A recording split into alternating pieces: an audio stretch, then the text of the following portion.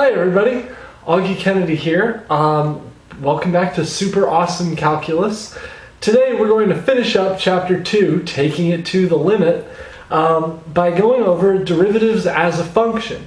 Now last time we talked a little bit about derivatives, and we talked about at a certain point, given a function, that f of a is very simply the limit as x approaches a of f of x minus f of a over x minus a, and we wrote that f prime a, and also f prime a could be the limit as h approaches 0 of f a plus h minus f of a over h. Okay? Now, we had an exercise that kind of works with those ideas. And that exercise was the big problem, and it was the cost in dollars of producing X units of a certain commodity is C of X equals 5,000 plus 10X plus 0.05X squared. I asked you to find the average rate of change of C with respect to X when the production level is changed, from X to is 100 to X is 105, and from X is 100 to X is 101. And then I asked you to go ahead and find the instantaneous rate of change for what happens when X equals 100. And this is marginal cost. So let's go ahead and let's look at exactly how to do that. So we have C of X equals 5,000 plus 10X plus 0.05x squared. That's our original function. Now, what we need to do here is we need to find the change in C of x over, or the change in C over the change in x. Remember, when we're talking about a derivative, we're talking about something kind of like a slope. So, we're looking for change in C over change in x. That's pretty easy to do because we have C equals 105, or x equals 105, and x equals 100. So let's do 105 minus 100 on the bottom. 105 minus 100. But on the top, we need to plug in 105, x equals 105, to this function, and x equals 100.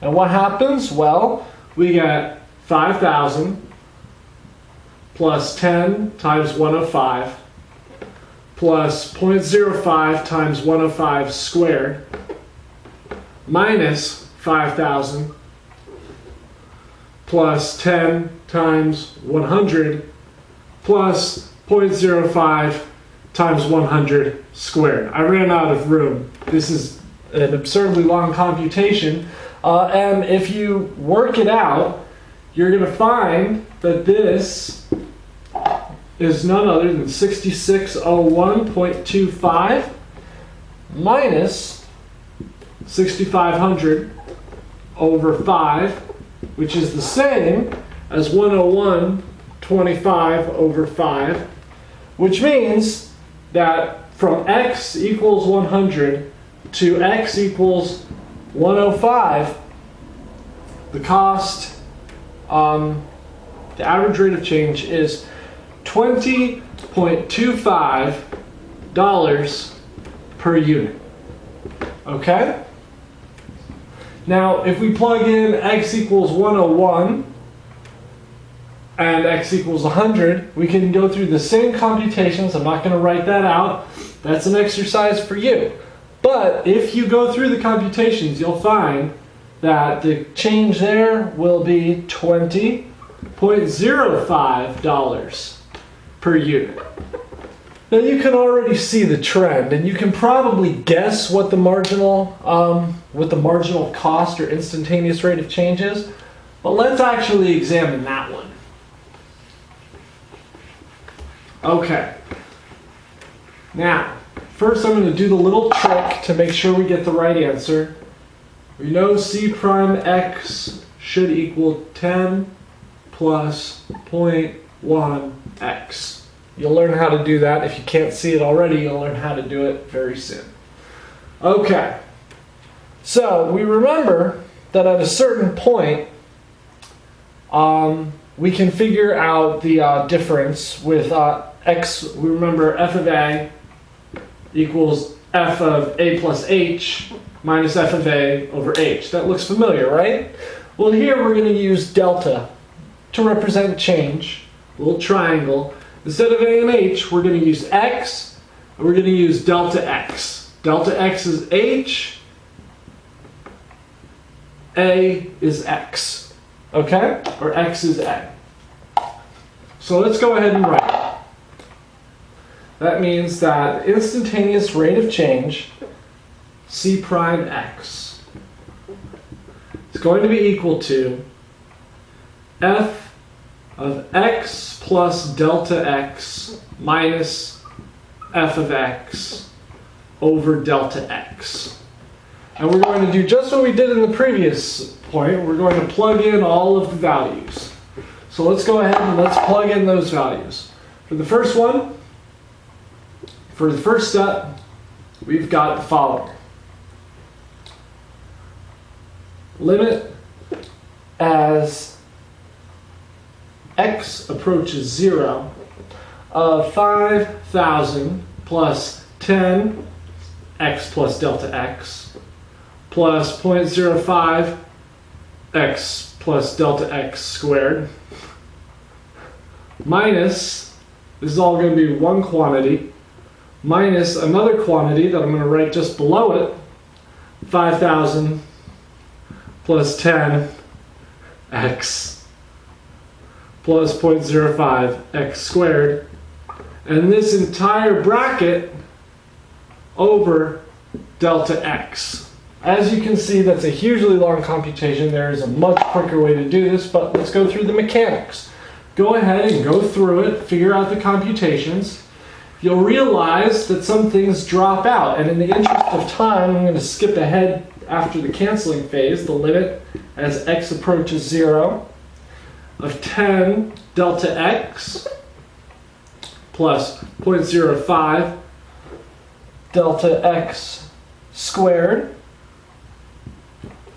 plus 0.1 x delta x over delta x. And what's going to happen now is that we're going to cancel everything out. Going to drop out because x, as delta x approaches 0, we're not going to be able to use a direct substitution. So limit delta x approaches 0 of 10 plus 0.5 delta x plus 0.1 x. And as delta x goes to 0, we find that it's 10 plus 0.1 x, which is exactly what we thought it would be, or what I thought it would be. And understanding that x equals 100, we're not quite done yet. We want to know what the instantaneous rate of change is. If x equals 100, that's 10 times 100, or times a tenth times 100th, equals 10 plus 10 equals $20 per unit. And that is the big problem's answer. Now, on to today. We have a lot to do in this lecture. A lot to do. I'm trying to think about the best way to do it. Well, the first thing, I think we're just going to go in the order that the book goes. The idea of the derivative as a function is pretty simple. We've already looked at the derivative at a certain point, but we can make a general statement that f of x, f prime x, the derivative of the function f of x, is the limit as h approaches 0 of f of x plus h minus f of x over h. A general statement, but what does that really mean? Well, if you played with some of those functions that I gave you last time, you might notice that there seems to be a correlation graphically. Okay?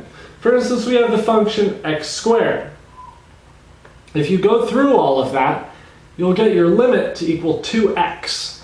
That means that with every x value that you have, the slope is going to be multiplying by a factor of 2.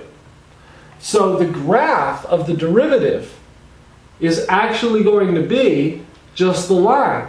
2x. That's close enough.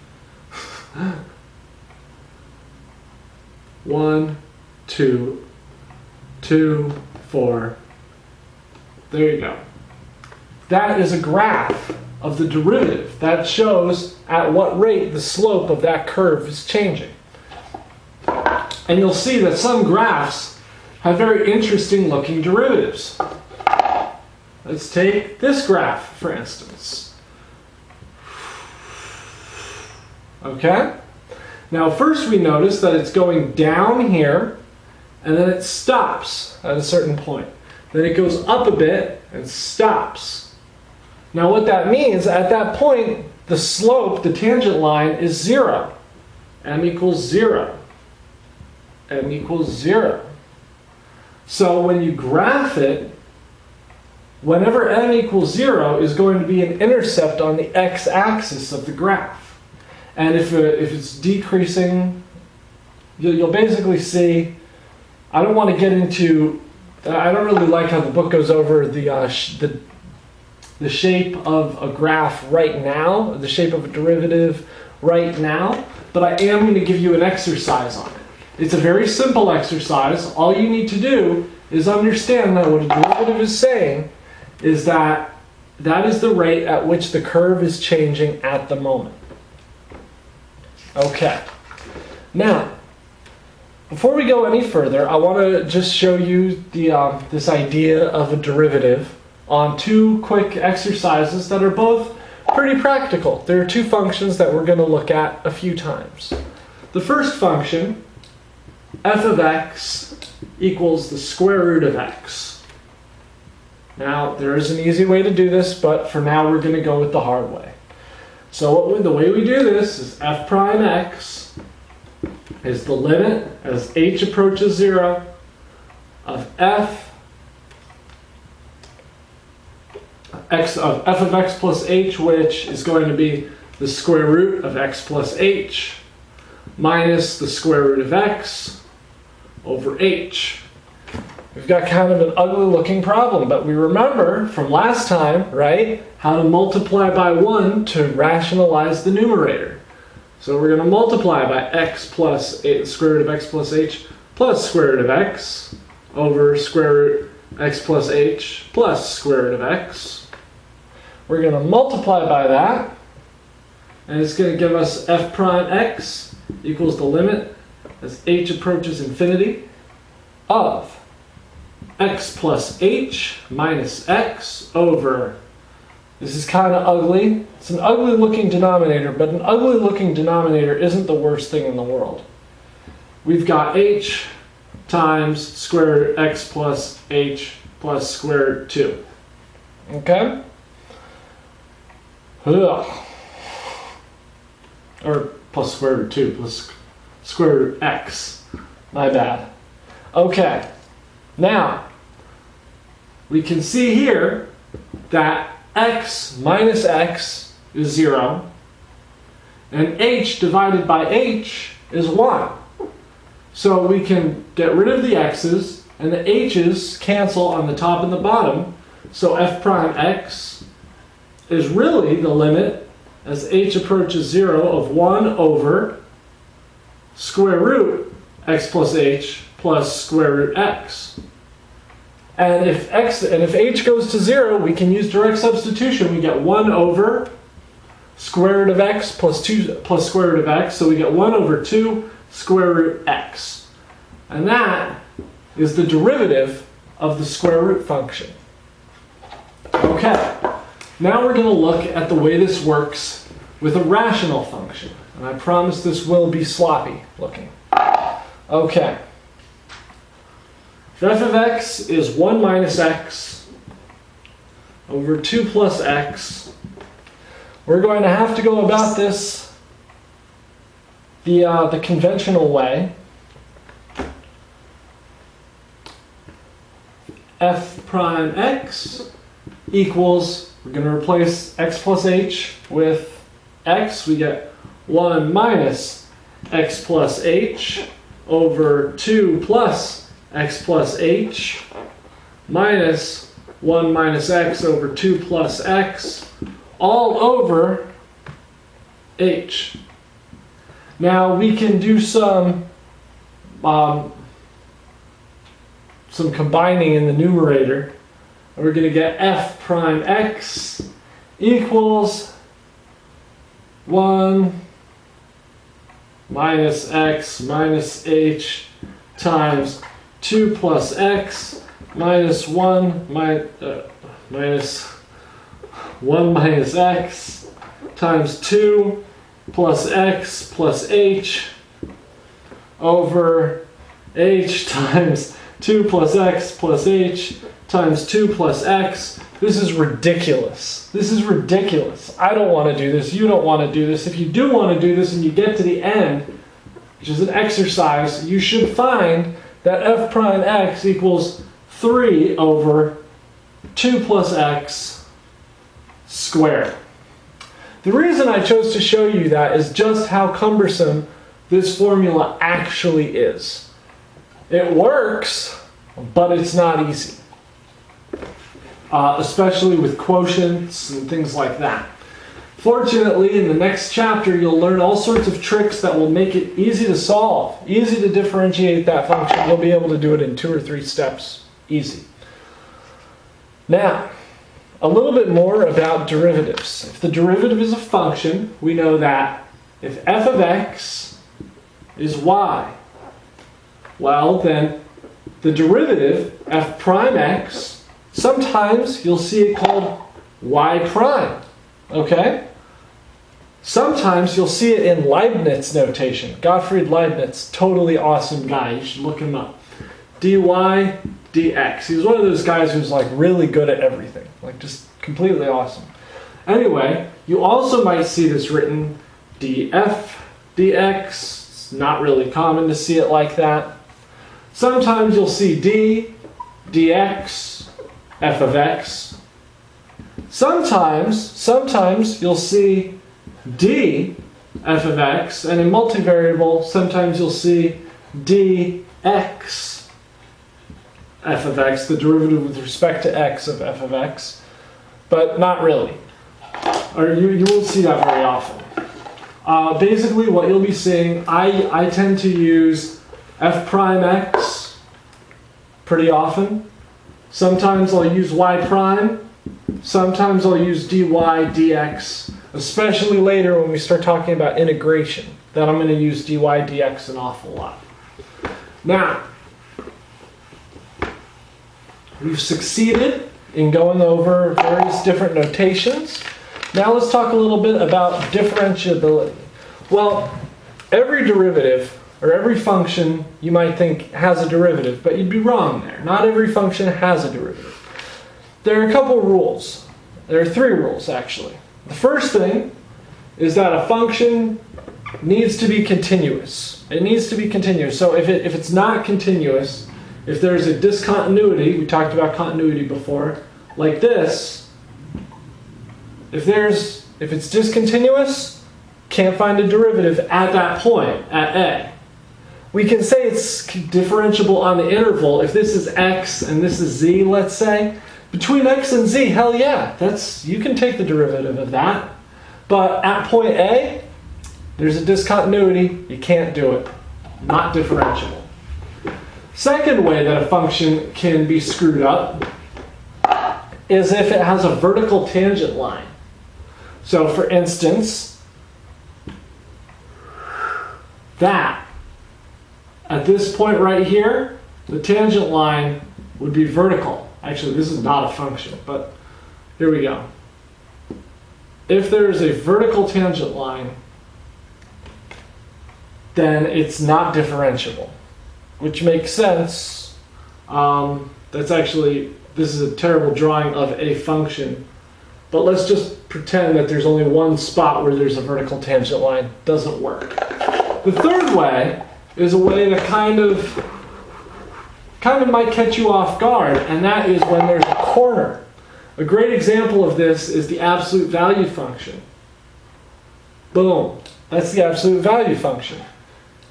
Differentiable everywhere here. The derivative is 1. Or negative 1.